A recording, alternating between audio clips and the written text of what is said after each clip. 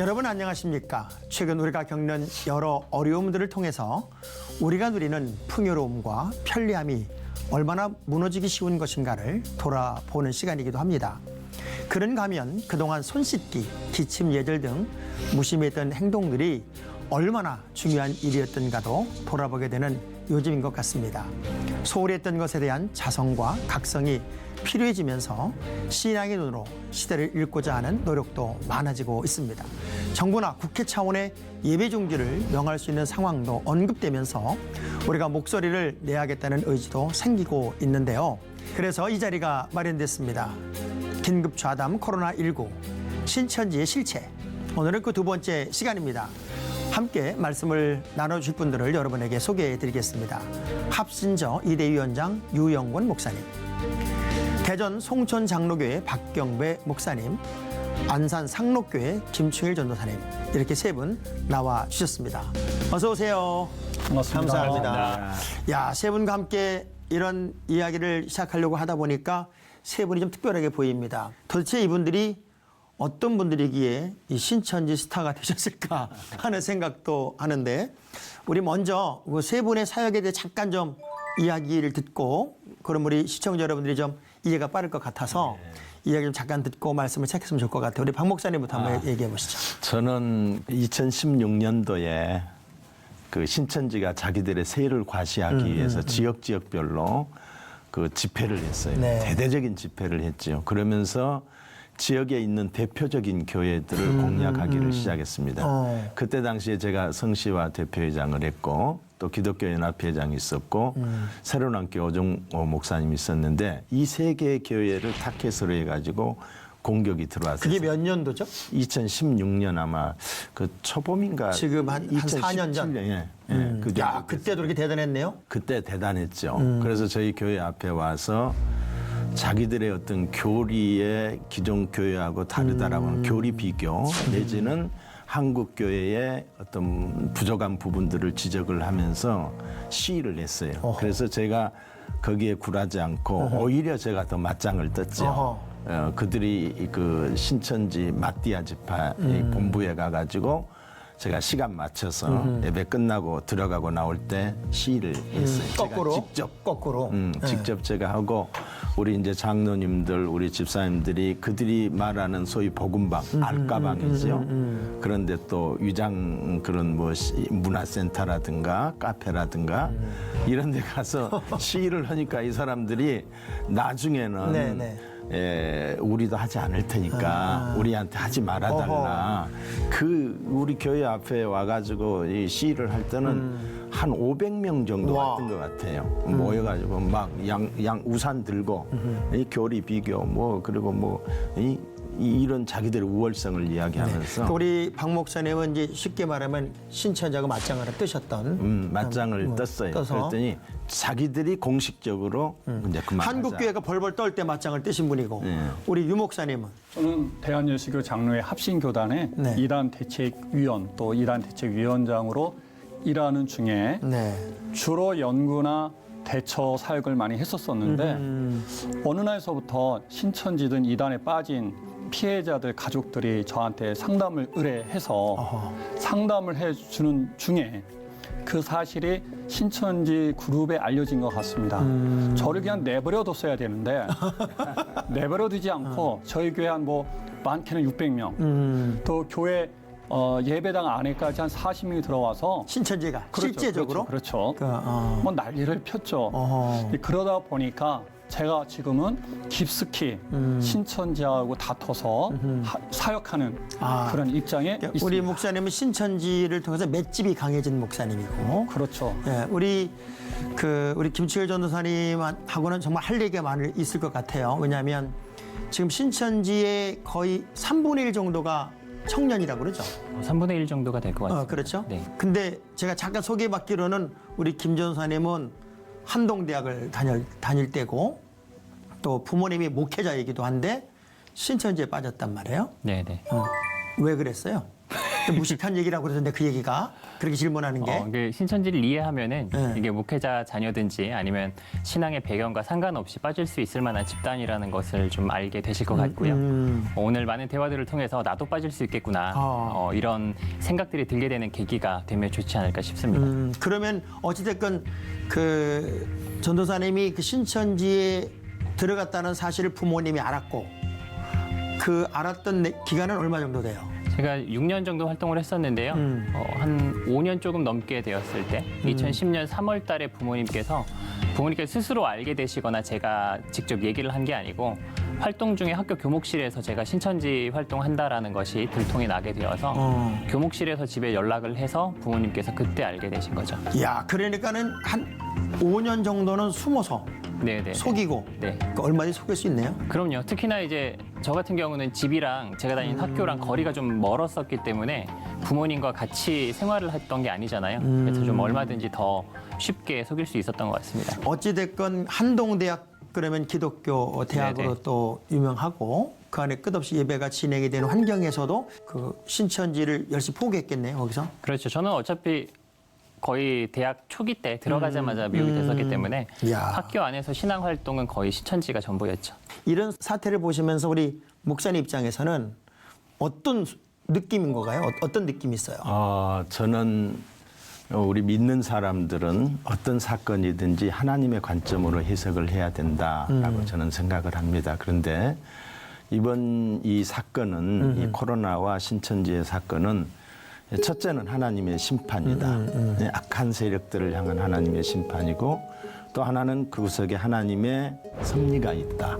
그 섭리는 한국 교회를 깨우기 위하고 한국 교회를 하나 되게 하기 위한 것과 또 자유민주주의 국가를 세우기 위한 하나님의 깊고 오묘한 뜻이 있다. 지키고 보호하기 위한 뜻이 있다. 영적으로 이제 깊이 보시는 거고 실제적으로 유 목사님은 저는 이런 갑작스러운 일들이 교회 입장에서는 교회가 하나님께서 하시는 일 앞에 좀 겸허하게 겸손하게 엎드려서 교회가 신앙도 좀 회복하고 무엇보다도 교회가 이런 이단 신천지의 정체를 대하면서 가만두면 안 되잖아요. 네, 네. 근데 그동안 우리가 가만두지 않지는 않았던 것 같아요. 나름대로 대처했지만 효과적인 대처를 하지 못했던 거죠. 이번 기회에 제대로 좀 한번 먹일 수 있는 교회가 연합을 한다든지 교회가 그런 논의를 좀 충분히 해서 이단들이 더 이상 우리 주변에 발붙지 못하도록 하는 기회가 돼야 될 지금까지 것 같습니다. 교회가 했던 거는 부적 붙이는 거였어요. 교회마다 문간 앞에다가 전부 다가 부적을 붙여놓은 거예요. 신천지 출입금지, 신천지 아웃 요것만 붙여놨는데 그들이 들어와서 암약하는 거를 찾아낼 방법도 없었고 또 어떤 방향도 설정하지 못한 채 그냥 나쁘다라는 것만 계속 얘기했는데 실제로 이제 우리 전도사님은 암약하신 분 아닙니까? 암약. 네. 아주 우리식으로 표현하면은 신천지의 아주 핵심 멤버이기도 했던 사람이었는데 신천지가 멍청해요.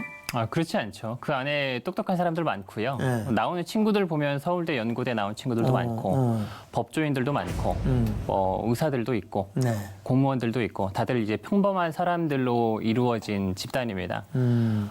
다만 이제 이번 사태를 보면서 조금 안타까운 것은 그동안 사실 교회가 대처를 해왔다고는 하지만 사실상 자기 교회에 직접적인 피해가 있지 않는 이상 무관심했던 것도 사실이거든요. 그래요. 그러니까 아무리 피해를 입은 교회들과 사람들이 외치고 신천지에 대해 대비해야 된다라고 말을 하고 이단 대책을 하시는 이런 목사님들께서는 활동을 하셨겠지만 이 목소리를 사실상 잘 귀 기울이지 않았었다라는 생각이 들거든요. 사실 교회들 그 대형 교회들의 문제가 터졌을 때마다 항상 문제가 신천지가 끼어 있었다는 것이 공통점이었어요. 네네. 그럼에도 불구하고 이런 문제를 해결하지 못했는데 이제 많은 분들이 이번에 그 이만희 교주가 그 기자회견하는 장면을 보면서 뭐 저렇게 말도 제대로 못하고 그리고 뭐 말귀도 못 알아먹고 그리고 엉뚱한 소리 해야 되는 저 교주를 따르고 있는 저 사람들이 혹시 바보 아니야? 이런 생각을 참 많이 했을 거란 말이에요. 물론 이단들이 신천지뿐만 아니라 다른 이단들도 다 이상한 이야기들을 하잖아요. 예를 들면 JMS 같은 경우는 남성의 정액의 95%가 칼슘으로 이루어졌다 이런 말도 안 되는 이야기를 하더라도 네. 정명석 책에 실제로 있거든요. 근데 정명석 신도들 중에서 의사 같은 사람들이 그 얘기를 믿어요. 이런 이야기를 들으면 우리가 볼 때는 의아하고 저런 말도 안 되는 곳에 왜 빠지겠는가라고 생각을 하겠지만 거기 빠져 있는 사람들이 그런 이상한 이야기를 듣고 빠지는 게 아니거든요. 그러니까 빠졌기 때문에 그런 이상한 이야기들까지 받아들일 수 있는 지경에 이르게 된 것이지 저런 이상한 것들을 듣고 빠질 사람은 사실 아무도 없는 거거든요. 그러니까 도대체 무엇을 배웠길래 네. 도대체 어떤 과정을 겪었길래 도대체 어떤 과정으로 저들이 포교 활동을 진행했길래 저렇게 멀쩡한 사람들이 저렇게 바보처럼 보이는 저런 행동들을 하는 지경에 이르렀을까 이런 걸 생각하고 대처할 생각을 해야 되는데 사람들이 그냥 나타난 현상만 보고 에이 저런 거 난 안 빠지겠어라는 그렇지. 생각으로 안일하게 지내왔던 게 사실 아니, 내가 볼 때 지금까지의 우리 전도사님 모습이었고 정도가 빠졌으면 다 빠져요. 네, 다 빠지지. 근데 저는 이제 전도사님 말이 지당하다라고 생각이 되고 한편 이란은 지금 말씀하신 것처럼 우리가 왜 빠졌는가, 뭘 듣고 빠졌는가, 가서 뭐 때문에 그 자리에 있는가 이런 거 다 알아야 되는데 실제로 교회가 성도들이 그걸 알 수 없어요. 저 같은 이제 뭐 사역자가 가서 셈을 아무리 한들 그게 쉽게 이렇게 먹혀 피부적으로 와닿는 사건이 들어갔으면 아니었으니까. 벌써 정리됐죠. 그렇지. 제가 좀 말씀드리고 싶은 것은 단순한 방법을 써야 된다. 천안에 70만이에요. 인구가 각 70만 가까이 되는데 신천지 인구수가 신천지 그 신자 수가 2,700명. 다른 도시에 비해서 굉장히 작습니다. 작은 이유가 있어요. 그건 뭐냐면 천안은 그 신천지 센터나 장소에 가서 여기가 신천지 교육 장소다. 이걸 알리는 사람들이 있어요. 13년 동안 있었어요. 그것 자체가 이 사람들이 신천지를 알리고 가는 게 아니라 신천지를 모르는 상태에서 속아서 가는 거니까 자기가 가서 교육하는 장소가 신천지구나. 이것만 알아도 벌써 상당히 떨어져 나가거든요. 그 실예가 천안이에요. 네. 그래서 저는 우리 이제 저 같은 사역자를 중심으로 해서 전도사님 말씀하신 그런 사역 당연히 해야 하면서 한편에서는 지역교회가 연합해서 신천지의 장소에 가갖고 싸울 것도 없어요. 다툴 것도 없고 여기가 신천지다. 알리기만 해도 상당한 타격을 줄 수 있다. 그러니까 목사님 입장에서 직접 이제 여기 신천지다 이거 알린 거 아닙니까? 그렇게 했죠. 그랬는데 그 해에 대전의 신천지 인구 숫자가 다른 해에 비해서 절반으로 줄어들었어요. 절반으로. 그러니까 공부하러 속아서 오는 사람들이 그 앞에 이제 우리가 가서 이렇게 여기는 신천지 사이비 집단의 교육 장소입니다 하고 들고 있으니까 자기들끼리 전화로 막 알리고 난리예요. 우리가 이제 다 들어간 줄 알고 빠져나왔더니 나중에 보니까 늦게 들어오는 거야. 좀 이따 들어오라고 했던 것 같아. 알면은 이제 얼마나 치밀해 굉장히 감추죠. 네네네. 그러니까 그게 발각되거나 발견한다는 것도 굉장히 어렵다는 게 계속 이동한다면요. 그렇죠. 이게 장소가 알려지게 되면 어느 정도 알려졌다 싶으면 다른 장소를 구해가지고 옮겨가고 이사하는 일이 빈번하기 때문에 신천지는 항상 공사 중이에요. 그러니까 그 천안이니까 가능했을까요? 그렇지 않고요. 네. 진짜 말씀하신 거는 복음방인 거죠. 복음방은 밭갈기 작업이에요. 한마디로 신천지로 데리고 가기 초기 작업이죠. 가장 이제 신천지화 만드는 곳이 센터라는 곳이죠. 교육장. 한 6개월 교육이 있는데 아까 제가 말한 것은 센터. 그 센터 중심으로 치는 거죠. 근데 센터 같은 경우는 알려져 있지 않은 위장된 곳도 있긴 하지만 다수는 다 알려져 있어요. 그래요? 많이. 그러니까 알려져 있는 곳만 중심으로 해도 말할 수 없는 타격을 줄 수 있다. 오케이. 자, 그럼 이번에 이제 신천지 명단을 이제 공개했잖아요. 명단을 공개했는데 그 신천지가 지금까지 추구했던 그 전도 방법이 거짓, 쉽게 말하면 모략. 네네. 모략과 연기잖아요. 네. 그 이 사람들은 거짓이 하나의 그 미화되는 그 훈련을 계속 받았던 사람들이 이 명단을 다 냈습니다. 뭐 다 줬습니다 할 때 그게 사실일까? 일단 기본적으로 신천지라는 단체 자체를 말씀하셨던 그 모략이라는 그런 거를 일상화하는 단체이기 때문에 신뢰할 만한 단체가 아니라는 네. 측면에서 그대로 받아들일 수 없는 부분이고요. 특히나 숨기려고 하면 얼마든지 숨길 수 있는 것이 일단 1월 14일 날 신천지가 자체적으로 전체 인원을 발표를 했을 거란 말이에요. 예. 제가 생각했을 때는 그때 발표한 인원이 가장 현실적인 신천지 인원이라는 생각이 들고요. 그게 제가 기억하기로 23만 6천여 명이 됐던 것 같아요. 근데 코로나 사태가 발생되고 이슈화 됐을 때는 2월 달 정도로 한 달 정도 시간이 흘렀죠. 근데 한 달 정도면 신천지 숫자가 한 3천 명 정도 늘거든요. 그럼 만약에 신천지가 1월 14일 날 발표한 숫자를 기준으로 명단을 다 제출을 했다고 할지라도 그 숫자에 하나라도 누락이 없이 숫자를 맞춰서 제출을 했다고 할지라도 그 한 달 기간 동안에 새롭게 유입된 3천여 명의 사람들을 통해서 그 정도 숫자는 어느 정도 은닉할 만한 가능성이 있는 것이고. 제가 제일 이제 염려하는 것 중에 하나가 뭐냐면 우리 교인들은 현재 출석하는 사람, 또 등록 교인, 또 왔다 갔다 오죽하면은 한국의 서울에 있는 교인 수, 등록 교인 수를 계산하니까 서울시 인구가 나왔다 그런 얘기도 나올 만큼 허수가 되게 많다고요. 네네, 그렇죠. 그런데 신천지는 허수가 없죠. 허수가 없죠. 허수. 왜냐하면 그 6개월 과정을 끝내야 멤버가 되는 거니까. 끝내고 입교를 하고 신천지 교회 가기 위해서는 지문과 전산 등록을 반드시 해야 됩니다. 그렇죠. 그러니까 이 등록이 안 되면 출입이 불가능하기 그러니까 때문에. 정확하게 명단을 제출할 수 있는 데가 그렇죠. 거기잖아요. 유일하게. 네네네. 한 명의 오차도 없는 명단을 제출할 수 있는 곳이죠. 자, 그러면 제가 궁금한 게 있어요. 14만 4천만 차워지면 끝나는 거라고 그랬잖아요. 과거에 그렇게 그건 말을 과거예요 또? 네, 교리가 바뀌었죠, 이제. 어떻게 바뀌었어요? 지금은 이제 원래는 14만 4천을 채우고 나면 온 세계에 있는 사람들이 금은보화를 이끌고 우리를 좀 받아주십시오 하면서 바짓가랑이를 붙잡고 이렇게 애원을 하게 될 것이다라고 말을 했고, 그래서 신천지는 원래 14만 4천이 채워지고 나면 흰물이라는 존재들은 자신들이 제발로 찾아와야 되는 존재였거든요. 근데 신천지 숫자가 한 12만 명쯤 됐을 때 수요 설교였는데 그 설교를 듣고 충격받은 사람들이 탈퇴자 등에도 많더라고요. 그래서 어떤 설교를 했냐면 흰무리는 알아서 찾아오는 것이 아니고 14만 4천이 채워진 이후에도 우리가 계속해서 일을 해서 끌어 모아야 된다라는 설교를 들었다는 거예요.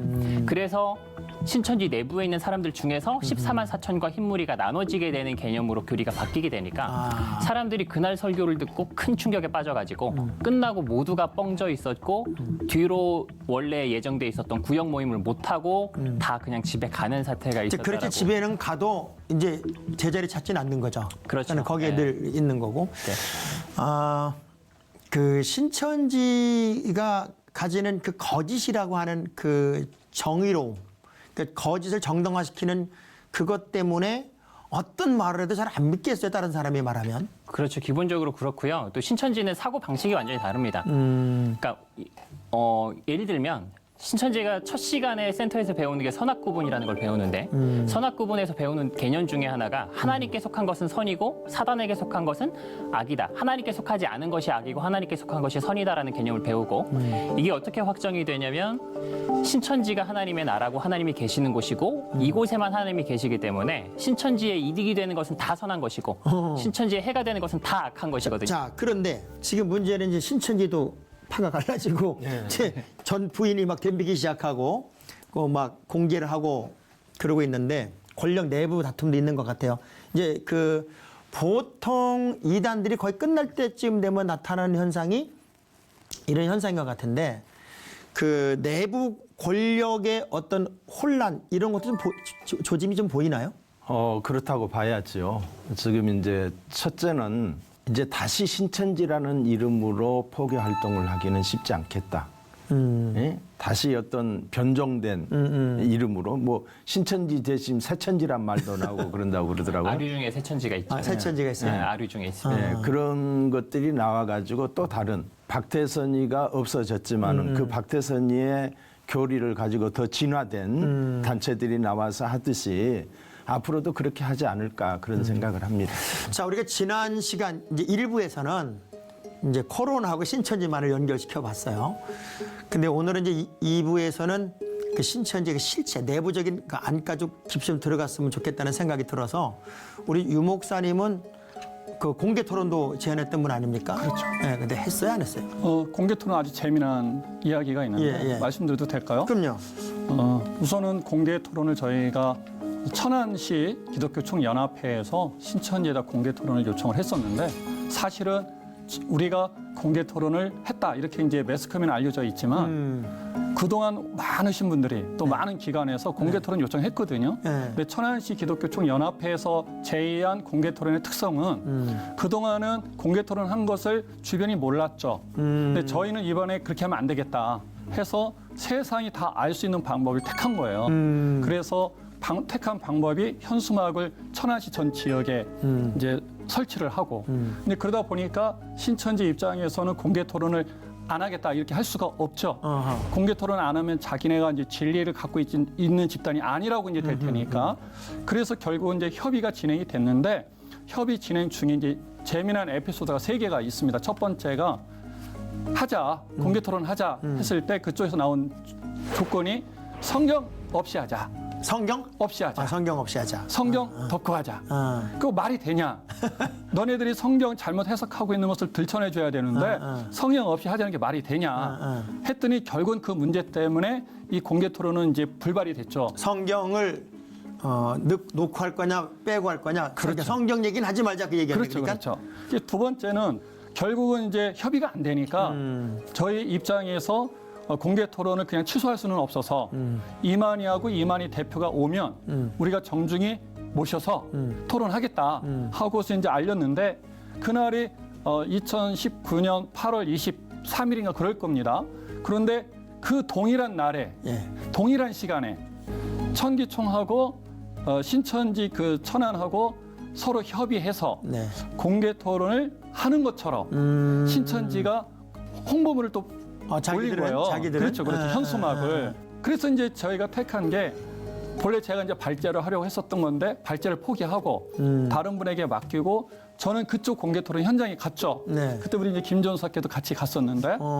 그때도 만났어요? 그렇죠. 제가 좀 불러서 같이 갔는데 갔는데 경찰을 동원해서 막더라고요. 그걸 누구랑 공개 토론한 거야 그 사람? 자기들끼리 한 거죠. 그 연기자를 세워서. 그렇죠. 네. 그리고는 천기총에서는 공개 토론에 참여하지 않았다. 그리고 유영건 목사가 왔던 것은 공개 토론에 참여하려고 온 게 아니라 방해하려고 왔다. 그러니 우리가 어떻게? 그러니까 우리가 지금 처음부터 끝까지 하는 얘기지만 신천지 입구로 거짓이 정의잖아요.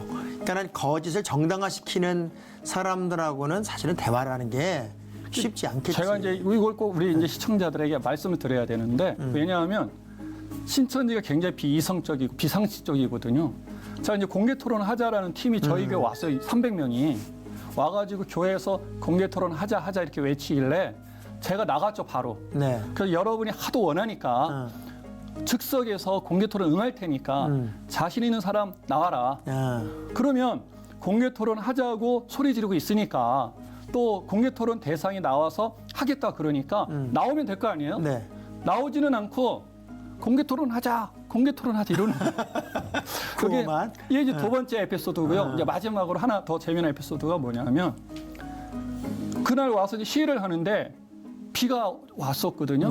비가 오다가 비가 그쳤어요. 그랬더니 앞에서 있는 그 리더가 신천 사람들을 향해서 우리가 이단이면 하나님께서 비를 그치겠냐. 그랬더니 아멘 하더라고요. 근데 이제 큰일이 발생했어요. 그것 때문에. 그게 뭐냐면 다음 주가 이제 문제가 생겼어요. 다음 주에는 비가 오는 게 아니라 폭포수같이 내렸거든요.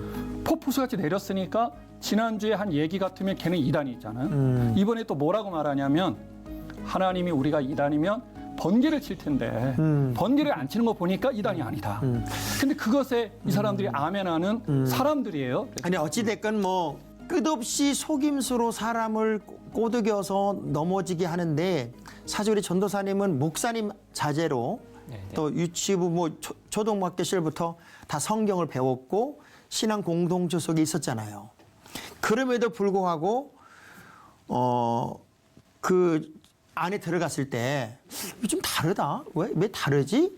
이건 아닌 것 같은데 그런 느낌이 아예 없었어요? 처음부터 자신들의 핵심 교리들을 말해주면 누구나 이상하고 다르다라고 느낄 수가 있겠죠. 근데 초반에 가르치는 내용 중에서는 그렇게 많이 왜곡된 내용을 가르치지는 않고 복음방 단계에서는요. 그리고 그 단계에서부터 다져놓는 것이 뭐냐면 정통교회에서와는 다른 성경 보는 해석 방법론을 먼저 가르칩니다. 그러니까 비유도 그 중에 하나가 되는 것이고요. 그러니까 비유를 가르치기 위해서 비유로 성경을 봐야 되는 이유를 가르치는 거예요. 그러니까 보통 성도님들께서 교회에서는 성경 해석학을 배우시는 경우가 많이 없잖아요. 그러니까 스스로 성경을 해석하는 방법은 성도님들께서 잘 모르고 계시다가 저도 몰랐었고요. 그러다가 이단들이 자신들만의 성경 보는 방법론을 가르쳤을 때 그것이 왜 잘못되는지를 모르는 상태에서 받아들이게 되는 거죠. 그리고 그 이후에 듣는 내용들은 뭐냐면 그들이 가르쳐준 방식대로 해석된 결과들을 가르쳐주는 거예요. 그 중에 하나가 비유풀이가 되는 것이고, 그래서 그들이 가르쳐준 방식대로 해석된 내용을 보면 그게 올바른 성경 해석인 것처럼 보여지고 뭔가 딱딱 맞아 떨어지는 것 같고 논리적인 것 같고 성경적인 것 같다는 느낌을 가지는 것이고, 또 그 안경을 쓰고 성경을 보게 되면 교회에서 목사님들이 보는 방식이랑 다른 방법이잖아요. 그렇지. 그러니까 자연스럽게 목사님의 설교는 이상한 이야기처럼 들리고 귀에 안 들어오고 우리 목사님은 이상한 성경 해석을 한다라는 생각을 가지는 거죠. 그 센터까지 올 수 있고 복음방까지 올 수 있다는 얘기는 내가 이 사람을 훈련시킬 수 있는데 그 훈련시키는 과정은 자기들이 가져온 매뉴얼로 네네네. 기성교회가 재미없는 성경 공부에서 이제 재미있는 성경 공부로 들어보지 않은 이야기에서 들어보지 네네네. 못한 이야기를 자꾸 해주면서 호기심을 유발하게 되고 그리고 뭔가 사람들이 새로운 내용이고 평소에 목사님과 전도사님들한테 듣던 얘기가 아니니까 새로운 내용이면 이상한데라고 생각을 해야 정상이지만 일반적으로 처음 듣게 됐을 때는 목사님은 왜 이런 거 못 가르쳐 주지? 왜냐하면 듣는 내용이 그럴듯하게 들리기 때문에 그래요. 지금까지 우리가 알고 있는 신천지에 대한 어떤 그 방언은 네네. 만나지 마라, 말하지 마라. 저것들은 이단이다. 저것들은 나쁜 것들이다. 쉽게 말하면 그냥 벌레를 이렇게 내치듯이 내치는 네네네. 차원이었지. 저 안에서 어떤 일이 실제 일어나고 있는지에 대한 거는 구체적인 얘기를 사실은 교회가 실제적인 문제를 만나기 전까지는 구체적으로 그 공부를 안 하죠. 그리고 그런 얘기 듣지도 않는 것 같아요. 우리 박 목사님은 어찌됐건 신천지하고 맞짱 떴단 말이에요. 예. 맞짱을 딱 떠보니까 예. 그 구조라는 게 거대한 구조고 아니면 내가 넘을 수 없는 넘사벽 같은 곳이고, 그리고 이게 부닥쳐 보니까 이게 마치 그 다윗이 골리앗을 만나는 것 같은 어떤 그 보이지 않는 거대 힘이 느껴지는 집단이었는지, 아니면 마치 다윗이 여호와의 이름으로 나가서 진짜 한번 부닥쳐 보면 이길 수도 있고 넘어뜨릴 수도 있는 집단인지 실제 느낌에서 어떤 느낌이 있었어요? 공산주의와 똑같다.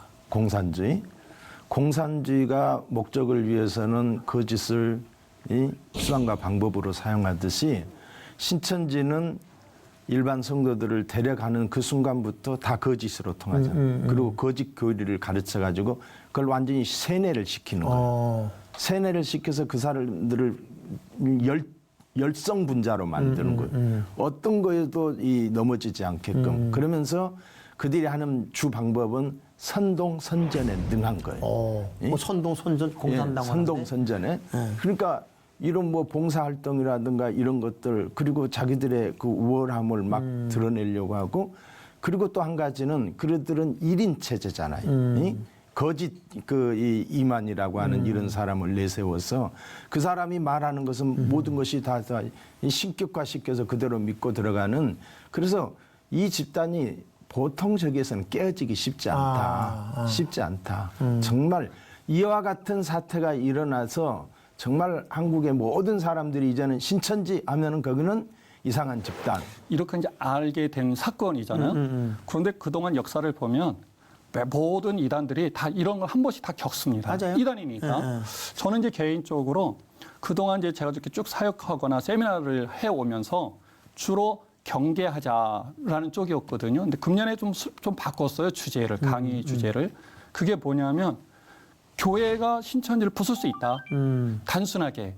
그게 가능하냐? 가능하다. 그러니까 어떻게 가능하냐?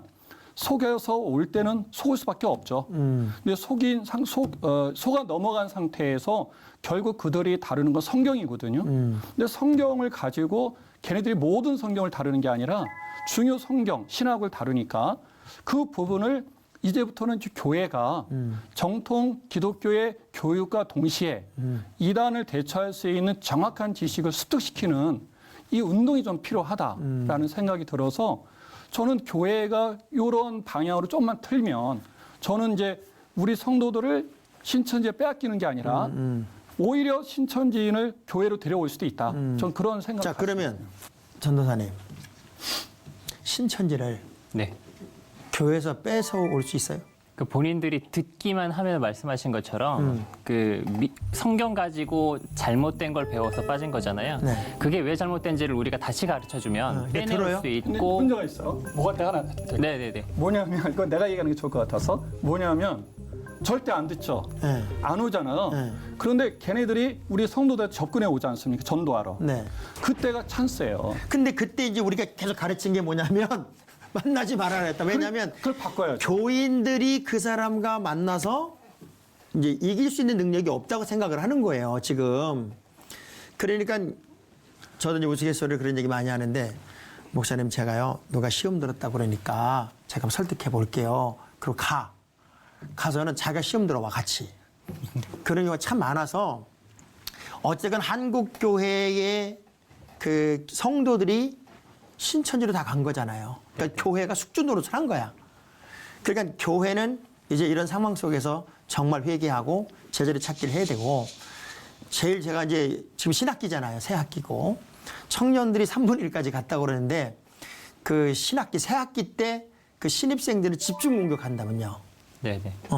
친절하고 이런 사랑을 받아본 적이 없고 이런 배려를 받아본 적이 없고 그런 데서 넘어간다고 그러는데, 이제 그런 것만 쓰는 게 아니고 그런 거는 외롭다거나 아니면 그런 친절을 필요로 하는 사람이기 때문에 그런 방법을 쓴 것이고 먼저 하는 작업이 그 사람과 친해지고 신뢰관계를 형성해서 그 관계를 통해서 그 사람의 뒷조사를 하는 거거든요. 그 사람이 가장 관심 있어 하고 가장 흥미 있어 하고 혹은 이제 그 사람에게 가장 필요한 것 혹은 그 사람의 약점 같은 것들을 파악을 해서 그 부분을 파고드는 것이고 만약에 목사님이 방금 말씀하신 것은 좀 외롭다거나 사랑을 많이 못 받아본 사람 같은 경우에는 그런 부분이 취약점으로 작용해서 그런 전략을 사용할 수 있겠죠. 이제 그런 부분들을 사용을 하는 것이고 대학생 같은 경우에 우리가 어떻게 해야 되냐면 일단 기본적으로는 교회 밖에서 성경 공부를 안 해야 돼요. 물론 이제 목사님 말씀하신 것처럼 만나서 이렇게 가능한 사람들은 전문가들인 경우이고 그리고 전문가가 되려면 신천지만큼은 적어도 신천지를 알아야 되는데 신천지를 모르는 사람이 그렇게까지 신천지에 대해서 공부한다라는 게 사실상 쉬운 일이 아니어서 평신도분들이 전부 다 그런 전문적인 지식을 갖추기란 어렵지 않을까라는 생각이 들고. 그러면은 우리 전도사님이 추수꾼 해봤어요? 네, 해봤죠. 그럼 추수꾼은 어떤 일을 해요? 실제 들어가서? 이게 들어가서 하는 일이 뭐냐면 직접적으로 자신을 통해서 성경 공부로 인도하는 것이 아니고 네. 뒷조사만 하는 거예요. 그러니까 그 중에서 가능할 만한 사람 기준이 있습니다. 합당한 자 선정 기준표라는 것이 있고 그 기준에 합당한 자를 찾아가지고 관계를 맺고 뒷조사를 해서 정보를 빼내는 것이고 그 파악된 정보를 바탕으로 그러니까 정보가 파악됐다는 것은 그 사람의 삶을 다 아는 거예요. 몇 시에 일어나서 몇 시에 출근하고 몇 시에는 어디에 있고 몇 시에 퇴근해서 어느 정류장에서 몇 번 버스를 타고 몇 시에 버스를 타고 집에 가는지 이런 모든 삶의 동선을 아는 것이기 때문에 신천지 사람들 수십 명이 투입되면 그 사람의 삶 속에서 우연을 가장한 이벤트들을 많이 만들어낼 수가 있는 것이죠. 그러니까 이 환경이 가능하도록 뒷조사를 하는 역할을 추수꾼이 하는 것이고. 야, 그럼 목사님. 이제 어찌됐건 이런 사태가 다 터졌어요. 예. 터져서 뭐 국내든 해외든 신천지에 대한 어찌 보면 집중력이 이제 막 몰입되고 있잖아요. 그 이렇게 막 집중 포화가 되고 있는 환경에서 약화될까요? 약화될 것 같아요. 저는 이제 새가 조금 꺾이는 것은 분명하다라고 생각을 합니다. 예, 이제 다시 전도 활동을 한다든가. 그런데 내부적으로 자기들이 또 결속력이 있게 하겠죠. 더 단단해지고. 그럼 추수꾼으로 예를 들면 이제 교회에 침투할 때 그 추수꾼 훈련은 달라요? 추수꾼 훈련은 그때 당시 그냥 유행하던 전도 방법 중에 하나였고 지금은 훈련시켜서 투입시키는 방법은 안 쓴 지 좀 됐습니다. 다만 이제 신천지 같은 경우에 1년이면 2만에서 3만 명 정도가 꾸준하게 성장을 하고 있고 문제는 그 대부분이 원래 교회 다니던 사람이란 그렇지. 말이에요. 그러면 신천지에서 적극적으로 투입시키지 않더라도 일단은 신천지 사람이 되는 사람이 2만에서 3만이 되고 그 사람들이 다 교회를 다니는 사람이라면 가만히 앉아 있어도 2만에서 3만 명에 이르는 추수꾼이 매년 생기는 거죠. 왜냐하면 교회 다니다가 신천지로 미혹된 사람이 입막음 때문에 그 사람이 신천지로 미혹된다는 사실을 교회에서는 모르는 상태고 그 상태에서 그 사람이 신천지에 미혹됐다고 해서 신천지로 가버리는 것이 아니고 그 교회에 계속 다니기 때문에 굳이 침투시키는 위험을 감당하지 않더라도 신천지는 계속해서 추수권을 얻어낼 수가 있는 거죠. 그럼 거기 이제 이 교회에서 신천지로 가도 신천지 교회로 아예 이동하는 게 아니고 네, 그렇죠. 이 교회를 다니면서 네네네. 이제 평일날만 가서 이제 공부하나 보죠? 네, 그러니까 대체 예배가 있어요. 추수꾼들을 위한 대체 예배가 있고 월요일이라든지 주일 밤이라든지 그 시간에 영상으로 예배 드렸던 것을 대신 보게 되면은 예배 출석을 인정해주는 이런 제도가 있습니다. 그럼 목사님, 신천지 이제 폐해 사례, 실제적인 피해 사례들 그 구체적으로 좀 알고 있는 내용들이 있어요. 실제적인 피해 사례. 첫째는 젊은 사람들이 조건부 시한부 종말주의자니까 빠지면 미래가 없죠. 미래에 소망 들 필요가 없고 그러니까 학업 그만두는 거. 공부 그만두게 해요? 학업 그만두고 또 포기하거나 소홀히 여기죠. 그다음에 직장도 좋은 직장을 가졌던 사람들이 프리하게 타임을 낼 수 있는 그런 알바나 이런 쪽으로 갈 수도 있고 그런 것이 부모에게 들키면 발각되면 가출도 하고 또 이것이 이제 작년 쪽에 가서는 이혼도 할 수 있고 또 그쪽에 빠진 주부들이 자녀들을 돌보지 않으니까 자녀들의 문제가 생길 수 있고 또 이러한 갈등 속에서 가정이 파괴되고 이러한 일들은 신천지 때문에 지금까지 지속적으로 있어 왔던 피해들이고 앞으로도 있을 것이다. 그 제가 제일 궁금한 건 또 하나 있어요. 부연 설명을 좀 드리자면은 신천지에서 공식적으로 직접적으로 사람들한테 직장을 그만둬라라든지 공부하지 마라, 학교를 포기해라 이렇게 말을 하진 않아요. 그러니까 군대 가지 마라 이렇게 직접적으로 말은 하진 않지만 그들의 교리에 심취하게 되면 이렇게 될 수밖에 없는 거죠. 왜냐하면 1년 있다가 세상이 끝난다고 생각하고 있고 어허. 1년 동안 내가 어떻게 했느냐에 따라서 1년 이후에 신천지 세상이 됐을 때 내가 거기에 동참할 수 있느냐 없느냐가 결정이 난다면 1년 동안 내가 공부하는 건 의미가 없는 거예요. 애 키우는 게 의미가 없고 결혼하고 시집가고 장가가고 뭐 직장을 구하고 이런 게 의미가 없고 돈을 모으는 게 의미가 없어지는 거죠. 그렇다 보니까 직장을 멀쩡히 다니다가도 직장 생활에 집중하지 못하고 신천지 활동에 집중해야 되는 거니까 그게 1순위니까 그럼 직장 생활에서 제대로 인정받으면서 자기 할 일을 할 수가 없겠죠. 그렇다 보면 자연스럽게 이직도 잦아지게 되고 또 본인도 직장 생활을 감당하면서 활동하기가 어렵다라고 느껴지면은 스스로 파트타임 잡을 찾아서 가는 것이고. 지금 이번에 그 기자회견을 보니까 네네. 뭐 자기들은 그 집단 합숙소가 없다. 완전히 거짓말이죠, 그거는. 그건 완전 거짓말이죠. 거기에 나온 거짓말들을 제가 들으면서 정리를 해봤어요. 저 한두 가지가 아니죠. 제일 거짓말이 센 게 뭐였어요? 일단 다 거짓말인데. 네. 처음부터 그까지 다 쇼고 다 거짓말인데 몇 가지가 있죠. 뭐 우한에 교회가 없었다라는 것도 그렇지, 거짓말이고 그렇지. 거기에 뭐 센터가 있었다는 걸 일단 분명하잖아요. 그리고 반이 4개더라고요. 그 반이 뭐냐면 초등, 중등, 고등 배우는 그러니까 개강을 하면은 반이 하나 생기는 거예요. 네. 그 반이 4개였다는 것은 동시에 교육을 진행하는 그룹이 4개가 있었다는 거고 그럼 교실이 일단 4개가 있어야 됩니다. 교실 4개로 이루어진 센터 건물이 있었다라는 것이 너무 분명한 것이고 물론 이제 중국 정부에서 허가를 안 내줘서 종교 건물로 인가받은 교회 건물은 없었을 그렇죠. 수 있죠. 그 어차피 없어요. 그 한국 그죠. 교회들도. 근데 네. 그런 건물은 없었을지 몰라도 모이는 건물이 없었다는 건 분명히 거짓말이고 그리고 아까 말씀하셨던 게 뭐였죠? 그 집단 합숙소. 집단 합숙소는요 없는 곳이 없어요 일단. 저도 그 생활을 해봤고 기본적으로 신천지에 가면은 종일 활동자가 있고 특전대가 있습니다. 종일 활동자는 활동비를 지급받으면서 하루 종일 신천지 활동에 전념하는 사람들이에요. 근데 물론 이 활동비도 많이 줘야 30만 원 줘요. 하루에 한 달에. 그러니까 하루 10,000원 꼴인데 하루에 막 10명, 20명 사람들을 만나러 다니잖아요. 포섭을 하려면 일단 내가 사줘야 되는데 그렇지. 차 한 잔만 마셔도 일단 10,000원 나가잖아요. 그 사람들이 불쌍하게 그럼 합숙소에 사는 있는 거죠. 사람들은 자기 이제 아르바이트를 해서 돈을 좀 벌어서 써야 되는 거죠, 그러니까. 교회에 있는 합숙소는 그런 종일 활동자들이나 특전들이 활동을 하는 것이고 합숙소는 보통 자취를 하거나 가출한 청년들을 모아놓는 거죠. 이거는 신천지 명의로 되어 있지는 않습니다. 그럼 예를 들면 네. 지금 이번에 그 코로나 때문에 막 부각된 한마음 아파트 있잖아요. 네네네. 그게 합숙소인지 아니면 신천지 거기에 누가 능력 있는 사람이 있어서 그 아파트 사람들 다 전도해 간 건지 뭐 같아요? 신천지 합숙소가 너무 분명한 것이고 네. 네, 그런 것은 어떤 거냐면 가정 안에서 갈등이 생기잖아요. 그럼 갈등이 생기면 신천지 사람들은 그 갈등이 생긴 사람을 써먹을 수가 없어요. 그 사람이 활동을 못하게 되니까. 어떻게 하냐면 그러면 갈등이 심화되면 이런 상담소에 데려온단 말이에요. 부모님들이. 그렇지. 그러면 그 사람은 나가게 되는 거예요. 이탈하게 되는 거예요. 신천지 입장에서는 걔네들을 나가지 않도록 보호하려는 차원에서 가출을 하도록 하는 것이고 가출을 하게 된 가출 이혼 그거를 정당화하나요? 가출 이혼 같은 것들은 상황에 따라서 아까 말하긴 했는데 그 동영상에 보면 이만희가 직접 이혼을 조장하는 동영상도 있고 한 사람은 두 부부가 하나님의 소속이고 하나는 바벨론 마귀 소속입니다.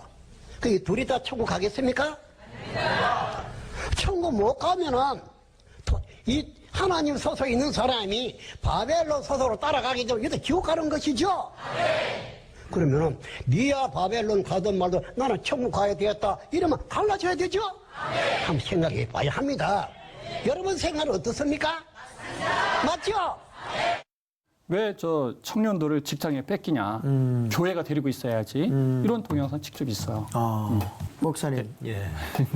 어떻게 하면 전라도 말로 조사 버릴 수 있을까요? 저는 그 신천지 집단이 그 거짓으로 무장된 집단이기 때문에 교회에 이 신천지를 대처할 수 있는 이제 작은 교회들은 또 그게 할 수도 없고 담임 목사가 거기에 전담할 수도 없는 거고 어떤 특정한 사람들을 세워서 반드시 큰 교회는 있어야 된다고 생각하고 우리 전도사님과 같은 그 신천지에 경험했던 분들 또 우리 목사님과 같이 특별히 연구하신 분들이 상담소를 이렇게 세워서 그 신천지에 있으면서도 갈등 구조를 이루고 있고 이번에 또 이제 이 내부적으로 자기 자신들도 또 이게 뭔가라고 하는 사람들이 없잖아 있을 거 아니에요. 그 사람들이 완전히 교회를 떠나버릴 수도 있고 그런데 그런 사람들을 품을 수 있는 그런 것들이 지금 이 신천지 이 코로나 사건이 지나면서 반드시 세워져야 된다. 진짜 궁금한 거 있어요. 전사님 어떻게 나왔어요? 이 환경에서 그 환경에서 어떻게 나온 거예요? 네, 이제 저도 이제 스스로 뭔가 이상한 걸 느꼈다라기보다는 그 안에 있다 보면 이상한 거를 보더라도 그 생각이 확장되지가 않아요. 예를 들면 성경을 보다가 조금 신천지식대로 해석이 안 되는 거를 발견할 수 있어요. 누구나 그런 경험은 한 번씩 할 겁니다. 근데 그게 의심으로까지 확장될 수가 없는 게 그걸 파고 들어갈 수가 없는 거예요. 왜냐하면 성경 볼 시간 자체가 일단 없고 너무 그렇지. 바쁘니까 다른 생각할 겨를이 없거든요. 반면에 신천지의 교육 내용은 계속해서 반복적으로 계속 교육이 이루어지니까 다른 생각을 할 만한 겨를이 없기도 하고요. 또 일단 사람이 어떤 한 가지의 신념이 생기다 보면은 그 신념과 반대되는 어떤 환경을 마주했을 때 인지 부조화가 일어나서 그걸 합리화시켜서 받아들이는 데 익숙해집니다. 그래서 신천지 사람 같은 경우에는 신천지에 대한 것에서는 무조건 관대하게 객관성을 잃어버린 상태로 받아들일 수밖에 없어요. 그 이만희 씨 설교가요. 참 듣기 어렵습니다. 나이도 많고 발음도 좀 불정확하고 사투리도 심하고 그래가지고 서론 본론 근론도 잘 안 짜여져 있고 기자회견 보신 게 이만희의 딱 설교 스타일이에요. 그렇지. 이 얘기했다 저 얘기했다가 이 얘기했다가 산으로 갔다 강으로 갔다 이래요. 그러니까 무슨 말을 하려고 하는지 알아듣기가 어려우면 재해석하나 보지? 그거를 이제 목사님이 그렇게 설교하면 그 교회 안 가겠다 이러잖아요. 그렇지. 근데 신천지 사람들은 선생님 말씀은 역시 3번 이상 들어야 이해가 돼. 심오하다고 생각하는 거예요. 그래서 실제로 3번 이상 듣게 만듭니다. 같은 설교를. 그리고 똑같은 설교를 보통 한 달 이상 반복을 한단 말이에요. 그러면 교회에서 담임 목사님이 한 달 동안 같은 설교를 반복했다고 해보세요. 준비 안 했다고 그러지. 준비 안 했다고 난리 날 거 난리 아니에요. 나지. 그러면 신천지 사람들은 뭐라 그러냐면 우리 선생님께서 거기 우리가 선생님이라고 그래요? 예, 알아들을 수 있을 때까지 반복해서 설명해 주시는구나 이렇게 받아들이게 되고 그런 자서한 상황에서부터 신천지를 긍정적으로 합리화해서 받아들이는데 너무나 익숙하기 때문에 스스로 알아내기는 너무나 어려운 그럼 상황이고요. 어떻게 나온 거예요? 저 같은 경우는 저희 학교에서 활동을 너무 많이 하다 보니까 교목실에서 이거를 알게 됐어요. 물론 이제 그 전에도 아버지가 아셨던 상황이 몇 번 있습니다. 저희 친형의 고등학교 동창이 신천지였는데 이탈하면서 형이 있다는 걸 알려줬어요. 근데 부모님께서도 설마 했겠지. 설마 하시고 저희들의 말을 믿었죠. 아 그거 그냥 우연히 신천지인지 모르고 갔다가 방명록에 이름 한번 쓴 거예요. 이렇게 하니까 그냥 넘어가시고 두 번째는 신현웅 목사님 나가실 때 저희 명단이 그 안에도 있어서 다 나갔거든요. 그때 명단을 가지고 나오셨으니까. 그것도 어디 집회 참석했다가 방명록에 이름 썼다가 거기 올라간 것 같다 이렇게 얘기하니까 넘어가셨어요. 근데 3번째 교목실에서 또 연락이 가니까 아 이건 진짜구나 하셔가지고 아버지가 그제서야 눈치를 채신 거예요. 이제 그때부터 부모님과 계속해서 갈등과 싸움이 이루어진 거죠. 그 기간이 너무 힘든 기간이기도 했는데 뭐 6개월 이렇게 이어지니까 신천지 입장에서는 저를 활용하지를 못하잖아요. 그리고 제가 좀 쓸만했나 봐요. 그러니까 어떻게 했냐면 부모님과 저와의 관계를 단절시키고 저를 부모님과 완전히 단절된 상태에서 신천지 활동에 전념하도록 만들려는 결과적으로는 그런 그러니까 의도를 가출을 가졌고 유도했구나, 그러니까. 가출도 하긴 했는데 말씀드린 것처럼 신천지는 세게 나가면은 오히려 몸을 사리거든요. 제가 처음에 가출했을 때 어떻게 했냐면 아버지가 신천지 센터, 신천지인지 모르고 듣는 사람들이 거기 있잖아요. 신천지 센터 가가지고 한번 깽판을 치셨어요. 그러니까 거기서 신천지인지 모르고 듣던 사람들 수십 명이 우르르 떨어진 거예요. 그러니까 신천지에서 화들짝 놀라가지고 그 뒤로 제가 방법 좋은 건데 목사님? 제가 그러니까? 제가 가출만 하면 계속 3일 이내 집에 계속 들어가도록 하고 내가 신천지로 안 갔다라는 것을 증명하기 위해서 다른 지역 번호 찍힌 번호로 계속해서 전화를 하게 하고 이랬었거든요. 이게 결국 아버지의 노력. 아버지의 노력도 있었고 근데 아버지께서 저를 포기하지 않으면서 마지막까지 요구하셨던 게 상담소에서 교육을 들어보고 그래도 신천지가 맞으면 가라. 그때도 그러니까 상담소를 가면은 가능성이 좀 있어요. 상담소에 가서 그 교육을 끝까지 잘 듣기만 하면 다 나올 수가 있습니다. 아 그래요? 그러니까 전산에 지금 상담소 사역을 하고 있는 거죠. 네네 그렇죠. 그 전도사님한테 붙잡히면 다 돌아오겠네. 도망만 안 가면요. 도망만 근데 안 가면. 어떻게 되냐면 사람들이 상담소 오는 것 자체가 선악 까먹는 거라고 교리적으로 만들어놓고 상담소는 감금하고 폭행하고 정신병원 보내는 곳이라고 이상한 곳인 것처럼 교육을 시켜놔서 상담소 오는 것을 굉장히 두려워합니다. 여기 오면 영이 죽는다 이렇게 말을 해요. 그러니까 거기 가면 영이 죽으니까 내가 갈 수가 없어. 그래서 안 가려고 하는 건데 어쨌든 와가지고 교육을 듣다 보면 틀린 게 보이잖아요. 그럼 두려운 거예요. 내가 신천지에서 나가게 될까 봐. 내가 영이 죽고 있구나 이렇게 생각하는 거예요. 그리고 교육을 더 듣지 않으려고 언제 이제 도망가는 우리 전사님이 그런 것만 메뉴를 한번 해가지고 우리 C 채널에서 이걸 특집으로 한번 만들었으면 좋겠어요. 상담소의 역할과 그 이만희 그 신천지의 어떤 그 방어들 이런 것도 쭉 해서 했으면 좋겠다는 생각이 들고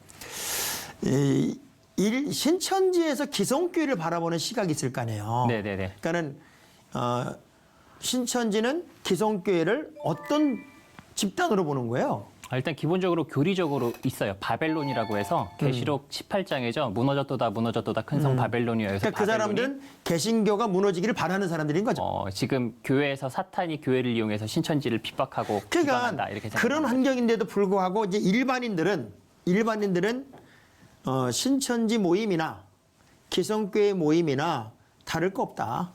이런 등식으로 지금 이 사회가 이 코로나19 사태부터 보기 시작하니까 저는 좀 접근을 좀 달리 해야 된다고 생각하는데 신천지가 사태가 벌어진 상태에서 신천지하고 기독교를 동일하게 보는 사람은 없죠. 저는 그렇게 생각하지 않고 세상은 기독교에 대한 불편한 부분이 있죠. 불편한 부분이 있는데 이번에 건수가 생긴 거예요. 그러니까 동일하다고 생각하지 않아도 동일하게 놓고 기독교를 좀 어떻게 공격하는 어떤 그러한 모습을 보였다고 생각이 되어서 저는 그렇게 가는 것보다는 기독교가 이번 사태 앞에서 기독교 나름대로의 독특성이 있잖아요. 네. 모든 역사는 하나님이 하신다. 그러니까 하나님이 하시는 일 앞에 우리가 피하는 거 피하지 말고 또 코로나 감염 이렇게 막 도망치려고 하지 말고 이러지 말고 좀 하나님 앞에 하나가 되어서 겸허하게 엎드려서 기도도 하고 교회의 정체성을 회복하면 세상에서 보는 그러한 관점들은 많이 바뀔 것이다 라는 쪽으로 좀 가는 게 좋겠다 싶습니다. 뭐 어찌됐건 교회가 그런 방향을 단 한 번이라도 포기한 적은 없었고 또 그런 사명감과 또 방향성을 가지고 지금까지 왔던 건 사실이기도 한데 이 코로나 사태와 신천지의 연관관계 거기에 또 기독교를 바라보는 시각들 이런 모든 것들이 어쩌면 우리 사분 오열되었던 기독교를 깨우는 그리고 하나가 되게 하는 도전도 되지 않았을까 하는 생각이 들어요. 뭐 우리가 살아온 지금 모든 역사 속에서 이단이 없었던 시간은 없었고 또 그 끝없는 이단에 대한 분별 그리고 영적 싸움은 계속되어 왔는데 오늘 정말 그 뭐 전도사님도 목사님 두 분 목사님도 많은 도움되는 얘기를 많이 해주셨는데 신천지 사태를 보면서 뭐 어찌됐건 신천지뿐만 아니라 지금 이단에 200만 명 정도가 가 있단 말이에요. 그것도 다 크리스찬들이 글로 가 있는 거 아닙니까? 지금으로부터 다시금 우리가 한국교회가 깨어있고 또 그리스도인들이 깨어있는 환경에서 이단들에 대해서 어떻게 우리가 방어를 하고 어떤 자세를 가져야 될까? 우리 한 말씀 하면서 오늘 이야기 좀 마쳤으면 좋을 것 같아요. 네, 우리 목사님부터 해주시죠. 저는 이제 조금 전에도 이야기했듯이 그 상담소가 좀 많이 생겨졌으면 좋겠고요. 또 이번 4.15 총선을 통해서 우리 기독 국회의원들이 많이 세워져서 이 사이비 특별법을 만들어서 다시 말해서 이제 그 사회에 반사회적이고 가정을 파괴하고 좀 그런 집단들에 대한 어떤 특별한 법이 가중 처벌을 할 수 있는 그런 게 만들어졌으면 좋겠다. 지금 뭐 유병헌 사건이라든가 이런 거라든가 다 이 사이비 이단들과 집결이 돼 있잖아요. 그래서 그런 것이 꼭 생겨졌으면 좋겠다. 우리나라가 가지고 있는 그 신심이 많아 그런가 봐요. 특별히 이단이 많은 것 같아. 목사님은.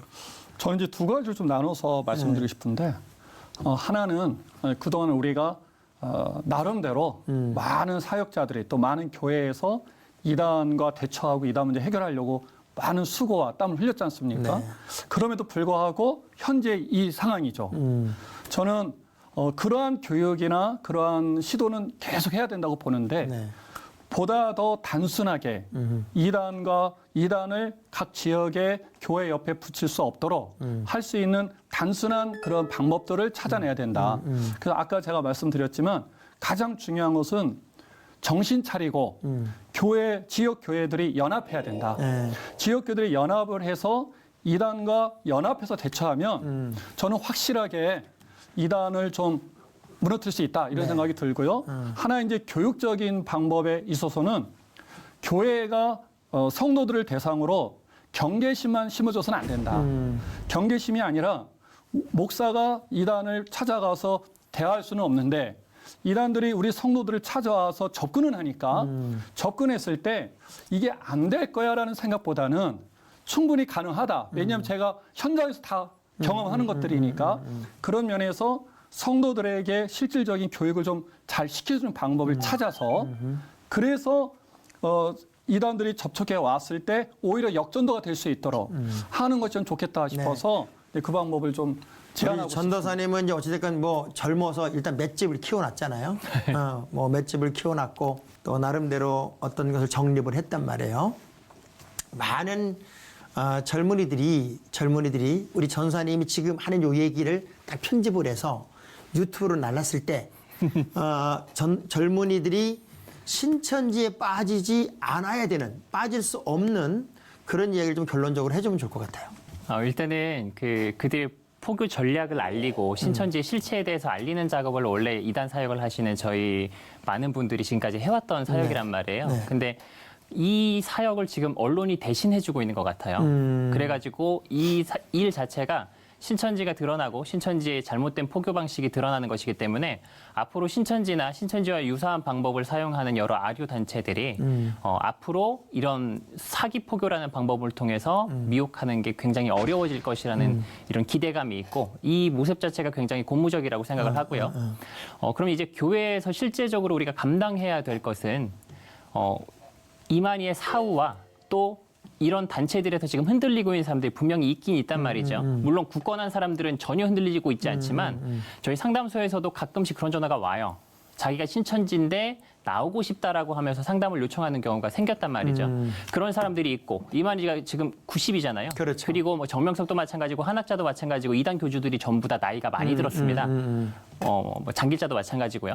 그럼 이단 교주들이 하나 둘씩 죽게 될 텐데 영생할 줄 알고 있었던 교주가 죽었을 때는 사람들이 아류로 가게 될지라도 한동안의 혼란 기간을 분명히 겪을 거란 말이죠.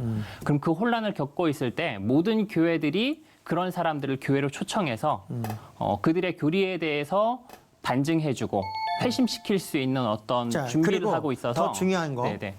어찌됐건 지금 우리 청년들, 네네. 대학생들 이 사람들에게 이건 가짜니 네네. 여기 가면 안 돼요라는 그 어떤 기준을 한번 잠깐 얘기해 주시면 좋을 것 같아요. 여긴 결론으로. 가지 않아요라고 얘기할 수 없는 것이 그들이 접근하는 게 매번 다르고 사람마다 다르기 때문에 이건 아니에요라고 한 가지로 설명할 수 있는 게 없습니다. 그런 건 없고. 보편적인 것 중에. 예, 다만 이제 지금 신천지에서 활동하는 방법이 드러났잖아요. 몰래 속여서 가는 방법이고 마음 먹고 속이려고 하면은 속지 못 않을 사람이 없고 그리고 똑똑하거나 멍청한 사람이나 상관없이 누가 그런 얘기 하더라고요. 네네. 성경 공부만 안 가면 된다고.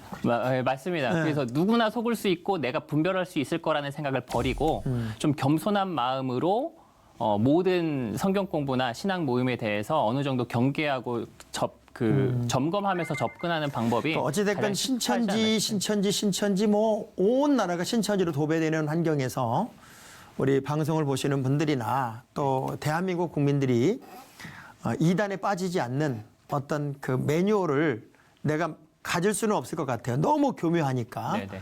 다양한 방법으로 접근이 되니까 그러면서도 어찌됐건 한국을 지키고 또 우리 건강한 교회를 지키고 또 우리 믿음의 사람들이 또 믿음의 사람들을 지킬 수 있는 환경은 지금 내가 알고 있는 하나님을 진리신 하나님을 제대로 알아가는 것이 더 중요하지 않을까 하는 생각을 좀 하면서요.